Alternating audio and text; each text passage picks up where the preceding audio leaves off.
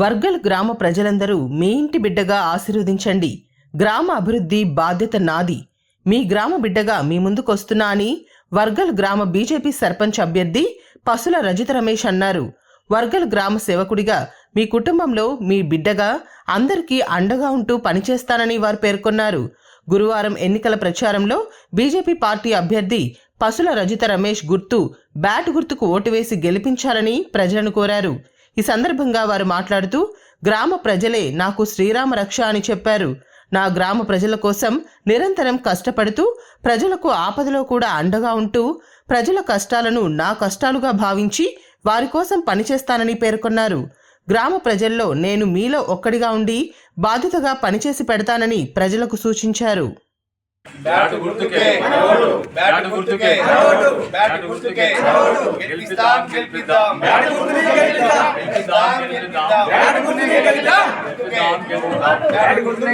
ఖచ్చితంగా నేను కష్టపడతా, పని చేస్తా, అభివృద్ధి చేసి చూపిస్తా. నేను ఇప్పటి వరకు ఎలాంటి అధికారం లేకున్నా నేను సంపాదించిన దాంట్లో కొద్ది వరకు పక్కకు పెట్టుకొని పుస్తెమట్టెలు ఇవ్వడం జరిగింది. ఎవరికన్నా ఇబ్బందులు ఉంటే చనిపోతే నా వంతు సహాయం చేయడం జరిగింది. నా నా నా మళ్ళీ కొంచెం బియ్యం కూడా కొంతమంది లేని వారికి బియ్యం పంపిణీ చేయడం, ఇంకెవరికైనా మన చేతనైంది దుప్పట్లు ఇవ్వడమే కానీ, కనకడప్పులు ఇవ్వడమే కానీ ఇంతవరకు చేసినాము. ఇప్పుడు కూడా పుస్తెమట్టెలు ఇవ్వడం యథావిధిగా అట్లనే జరుగుతుంది. మాకు గెలిపించిన తర్వాత ఖచ్చితంగా నేను ఒక నెల లోపలనే ఒక వైకుంఠ రథం కూడా మా గ్రామానికి తీసుకొస్తా.